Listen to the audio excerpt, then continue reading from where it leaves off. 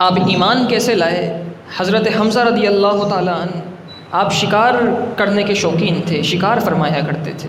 ایک دن آپ شکار کر کے واپس آ رہے تھے اور آپ کے ہاتھ میں وہ شکاری جانور تھا جسے آپ نے شکار کیا تھا، اور آپ بڑے فاخرانہ انداز میں مکہ مکرمہ میں تشریف لائے۔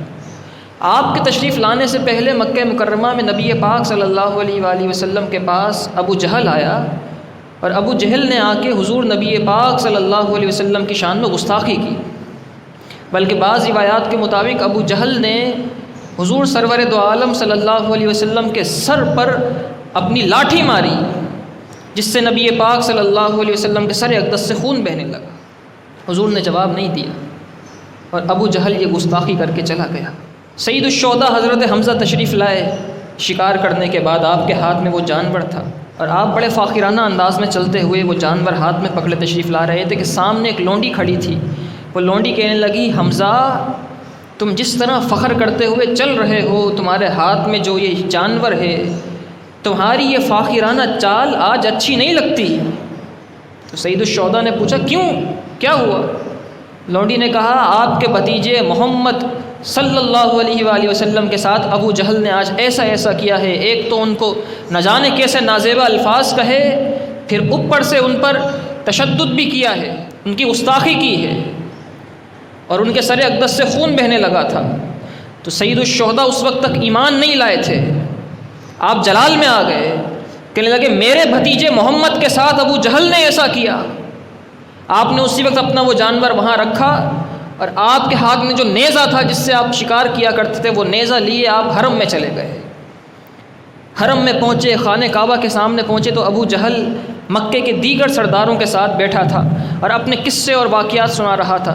سید الشہداء حضرت حمزہ تشریف لائے، ابو جہل کو دیکھا اور دیکھتے ہی اسے مارنا شروع کر دیا۔ اس کے سر پہ نیزہ مارا، جس سے ابو جہل کے سر سے بھی خون بہنا شروع ہو گیا۔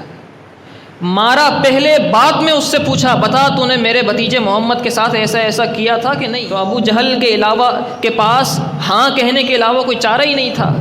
اگر وہ نہ کہتا، جھوٹ بولتا، تو اسے معلوم تھا سامنے حضرت حمزہ ہیں اور پٹائی لگ سکتی ہے اور مارا جا سکتا ہے۔ کہنے لگا ہاں میں نے کیا ہے۔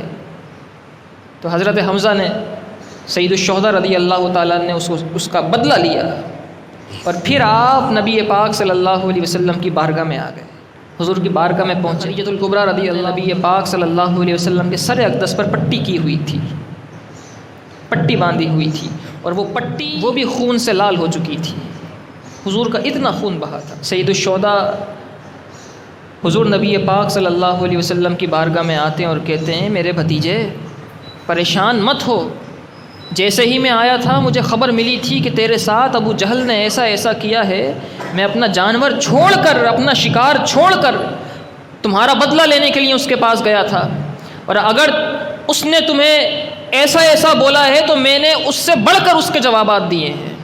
اگر اس نے تمہارے سر پر ڈنڈا مارا تھا تو سنو میں نے اس کے سر پہ نیزہ مارا ہے، اگر اس نے تمہارا خون بہایا تھا تو میں نے تمہارے خون سے زیادہ اس کا خون بہا دیا ہے، اس لیے پریشان نہ ہو، تمہارا بدلہ لے چکا ہوں اور خوش ہو جاؤ۔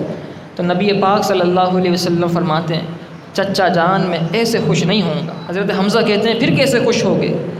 کہنے لگے میں خوش اس طرح ہوں گا، آپ کلمہ پڑھ لیں اور جس رب کی میں دعوت دیتا ہوں اس رب کی دعوت پر ایمان لے آئیں۔ حضرت حمزہ رضی اللہ تعالیٰ عنہ فرماتے ہیں اسی وقت میں نے کلمہ پڑھا اور نبی پاک صلی اللہ علیہ وسلم کی رسالت اور نبوت پر ایمان لے آیا۔